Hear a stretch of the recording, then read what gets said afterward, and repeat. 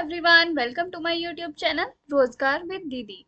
तो चलिए, मेरे चैनल पर आपको सभी प्रकार की जॉब वैकेंसीज की जानकारी दी जाती है। तो चलिए बात करते हैं आज की जॉब वैकेंसी के बारे में। आज की हमारी जॉब वैकेंसी आई है इंडियन ओवरसीज बैंक की तरफ से। तो चलिए इसके बारे में हम बात करते हैं। यहाँ पर आपकी स्पेशलिस्ट ऑफिसर्स की पोस्ट पे वैकेंसीज निकली हैं और टोटल आपकी यहाँ पर 127 वैकेंसीज हैं। तो चलिए इनके बारे में हम बात करेंगे। सबसे पहले मैं आपको बता देती हूँ, यहाँ पर आपकी स्पेशलिस्ट ऑफिसर्स की वैकेंसीज निकली हैं for the various post in MMG scale second and third. तो यहाँ पर आपकी दो स्केल्स पर वैकेंसीज निकली हैं, MMG scale second and MMG scale third. तो इन्हीं के बारे में हम बात करेंगे। सबसे पहले मैं आपको इंपॉर्टेंट डेट्स बता देती हूँ। तो देखिए, आपके ऑनलाइन एप्लीकेशन फॉर्म जो है वो 12 सितंबर से फिल होना स्टार्ट हो चुके हैं और लास्ट डेट आपकी 3 अक्टूबर रखी गई है। और फीस पे करने की लास्ट डेट भी आपकी 3 अक्टूबर ही रखी गई है। तो 3 अक्टूबर तक आपको जो है अपना एप्लीकेशन फॉर्म भी फिल कर देना है और अपनी फीस भी पे कर देनी है। तो चलिए अब मैं आपको पोस्ट के बारे में, वैकेंसीज के बारे में डिटेल में बताती हूँ। तो देखिए, यहाँ पर आपके पोस्ट नेम लिखे हुए हैं नीचे सब जगह। मैनेजर आईएएस ऑडिट जैसे फर्स्ट पोस्ट है आपकी, ये आपकी यहाँ पर आपके ग्रेड लिखे हुए हैं। एमएमजी जीएस सेकंड की आपकी ये ग्रेड है। फिर ये सेकंड है आपकी सीनियर मैनेजर आईएएस ऑडिट की, तो ये आपकी एमएमजीएस स्केल थर्ड की पोस्ट है। तो इसी तरीके से यहाँ पर आपकी पूरी लिखी गई है। Manager civil, manager architect, manager electrical की फील्ड में, मैनेजर ऑटोमोबाइल, अलग अलग फील्ड्स की वैकेंसीज हैं। तो इनको आप देख सकते हैं। इनके आगे आपकी टोटल वैकेंसीज लिखी हुई हैं और फिर आपकी कैटेगरी वाइज वैकेंसीज भी यहाँ पर लिखी हुई हैं। तो आप देख सकते हैं कि आप किस फील्ड के हैं और आपकी फील्ड की यहाँ पर वैकेंसी है कि नहीं, और है तो कितनी वैकेंसीज हैं, ये आप यहाँ से आराम से देख सकते हैं। ये देखिए, यहाँ पर इन्होंने कितनी सारी वैकेंसीज दी हैं। टोटल यहाँ पर आपकी 127 वैकेंसीज हैं, पोस्ट आपकी 26 हैं। तो आप आराम से देख सकते हैं। देखिए, senior manager data engineer, manager data engineer, senior manager data scientist, सभी तरीके की पोस्ट यहाँ पर हैं। तो आप आराम से देख लीजिएगा कि आपके हिसाब की यहाँ पर कोई पोस्ट है कि नहीं है। अब हम एलिजिबिलिटी क्राइटेरिया की बात करेंगे। तो ये देखिए, नेशनलिटी और सिटीजनशिप के बारे में यहाँ पर डिटेल्स दी हुई है कि कौन कौन इस फॉर्म को भर सकता है, कौन नहीं। हम आगे देखें, education qualification and post qualification work experience के बारे में अब हम बात करेंगे। यहाँ पर आपका पोस्ट वाइज सारी चीज़ें दी गई हैं। फर्स्ट उसमें आपका पोस्ट कोड दिया हुआ है, सेकंड कॉलम में आपका पोस्ट नेम दिया हुआ है, फिर थर्ड कॉलम में आपकी एज लिमिट दी हुई है। मिनिमम 25 ईयर्स, मैक्सिमम 35 ईयर्स है मैनेजर आईएएस ऑडिट के लिए। और यहाँ पर आपकी एजुकेशन क्वालिफिकेशन दी हुई है इस कॉलम में, और इस कॉलम में आपकी पोस्ट क्वालिफिकेशन वर्क एक्सपीरियंस जो मिनिमम इन्होंने मांगा है वो सब दिया हुआ है। अब देखिए, 26 पोस्ट है यहाँ पर। मैं आपको सबका तो नहीं बता सकती एक एक करके, इसलिए मैं आपको दिखा देती हूँ। और ये नोटिफिकेशन पीडीएफ का लिंक मैं आपको डिस्क्रिप्शन बॉक्स में दे दूंगी, वहां से आप देख सकते हैं। एज क्राइटेरिया भी हर पोस्ट के लिए अलग अलग है, तो आप देख लीजिएगा कि आप एलिजिबल हैं कि नहीं।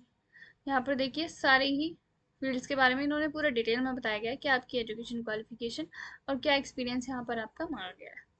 तो आराम से आप इसको देख सकते हैं। मैं आपको ऑफिशियल वेबसाइट का लिंक भी दे दूंगी डिस्क्रिप्शन बॉक्स में, और इस पीडीएफ का लिंक भी दे दूंगी, तो आप वहाँ से आराम से देख सकते हैं। फिर आपको कोई भी डाउट नहीं होगा, और कोई डाउट होता भी है तो आप मुझसे कमेंट सेक्शन में पूछ सकते हैं, वहाँ पे मैं आपको बता दूंगी। तो चलिए अब हम देखते हैं आगे। ये तो ख़त्म ही नहीं हो रही है।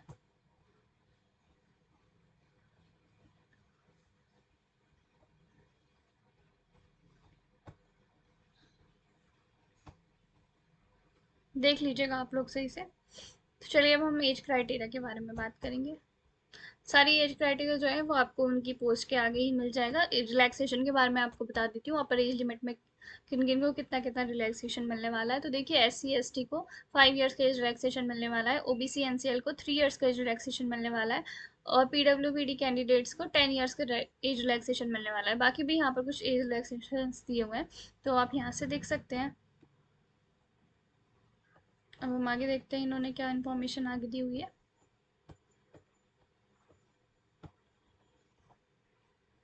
सैलरी की बात हम कर लेते हैं। यहाँ पे देखिए, पे स्केल अलाउंसेस की बात हम यहाँ पे कर लेते हैं। तो एमएमजीएस ग्रेड सेकंड या फिर स्केल सेकंड के बारे में बात करें तो आपकी स्टार्टिंग सैलरी होगी 64,820 से लेके 93,960 तक आपकी सैलरी यहाँ पर हो सकती है। फिर हम बात कर लेते हैं एमएमजीएस थर्ड के लिए। तो यहाँ पर आपकी सैलरी 85,920 से लेके 1,05,280 तक आपकी सैलरी यहाँ पर हो सकती है। अब हम प्रोबेशन पीरियड की बात कर लेते हैं। तो यहाँ पर आपका 2 इयर्स का प्रोबेशन पीरियड रहेगा। प्रोबेशन पीरियड मतलब कि वो चेक करेंगे कि आप सही से काम कर रहे हैं कि नहीं, उसके बाद आपकी जॉब यहाँ पर परमानेंट हो जाएगी।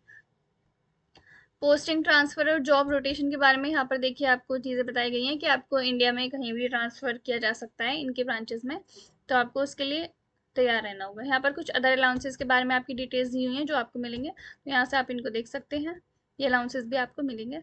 सिलेक्शन प्रोसीजर की बात हम करें तो यहाँ पर आपका एक ऑनलाइन एग्जामिनेशन होने वाला है, उसके बाद आपका इंटरव्यू होगा और इन्हीं 2 स्टेजेस के बाद आपका सिलेक्शन हो जाएगा। स्ट्रक्चर ऑफ एग्जामिनेशन का मैं आपको बता देती हूँ, एग्जामिनेशन कैसा होने वाला है आपका। तो यहाँ पर आपका 3 सब्जेक्ट से क्वेश्चन पूछे जाएंगे। इंग्लिश लैंग्वेज के आपके 25 क्वेश्चन पूछे जाएंगे, 25 मार्क्स के होंगे और 30 मिनट्स का टाइम आपको इसके लिए दिया जाएगा। फिर आपसे general awareness with special reference to banking industry के आपसे 25 क्वेश्चन पूछे जाएंगे, 25 मार्क्स के होंगे, 30 मिनट्स इसके लिए आपको दिए जाएंगे। फिर आपसे प्रोफेशनल नॉलेज के क्वेश्चन पूछे जाएंगे 50, ये आपके 50 मार्क्स के होंगे और 60 मिनट्स का टाइम इसके लिए आपको दिया जाएगा। पूरा पेपर आपका इंग्लिश में ही होने वाला है, हिंदी में नहीं होगा। तो टोटल आपके 100 क्वेश्चन हो गए 100 मार्क्स के। इसके लिए आपको टोटल 2 आवर्स का टाइम दिया जाएगा। और यहाँ पर देखिए क्वालिफाइंग मार्क्स लाने होंगे आपको। रिजर्व कैंडिडेट्स के लिए 30% मार्क्स लाने ज़रूरी है, ये आपके मिनिमम क्वालिफाइंग मार्क्स होंगे। और अनरिजर्व कैटेगरीज के लिए 35% मार्क्स लाने कंपलसरी है। अगर इससे कम आपके मार्क्स आएंगे तो आपको जो है डिस्क्वालीफाई कर दिया जाएगा। 1/4 मार्क की नेगेटिव मार्किंग भी यहाँ पर आपकी होने वाली है। यहाँ पर देखिए आप देख सकते हैं प्रोसीजर फॉर अप्लाइंग ऑनलाइन। यहाँ पर आपका पूरा प्रोसीजर दिया हुआ है कि आपको कैसे अप्लाई करना है। एप्लीकेशन फीस की अब हम बात कर लेते हैं। तो SC ST PWBD कैंडिडेट्स के लिए यहाँ पर 175 रुपीज़ की एप्लीकेशन फीस है और बाकी सारी कैटेगरीज के लिए यहाँ पर 1000 रुपीज़ की एप्लीकेशन फीस रखी गई है। पेमेंट बाय ऑनलाइन मोड, यानी कि आपको ऑनलाइन ही अपनी फीस पे करनी होगी। यहाँ पर आपके बाकी कुछ इंस्ट्रक्शंस लिखे हुए हैं जो आप यहाँ से देख सकते हैं। List of documents to be produced at the time of interview, जब आपका इंटरव्यू होगा तो आपको कौन कौन से डॉक्यूमेंट्स अपने साथ लेके आने हैं वो भी यहाँ पर पूरी लिस्ट दी हुई है। तो ये तो बात की चीज़ है, लेकिन फिर भी आप एक बार जो है इस पूरे नोटिफिकेशन PDF को आसानी से पढ़ लीजिएगा। यहाँ पर आपके एग्जामिनेशन सेंटर्स के बारे में इंफॉर्मेशन दी हुई है, यहाँ पर कॉल लेटर्स के बारे में, इंटरव्यू के बारे में इंफॉर्मेशन दी हुई है। तो ये सब आप अच्छे से देख लीजिएगा, पढ़ लीजिएगा। और बाकी कोई डाउट आता है तो आप मुझसे कमेंट सेक्शन में पूछ सकते हैं। वीडियो अच्छी लगी हो तो लाइक कर दीजिए और चैनल को सब्सक्राइब कर लीजिए।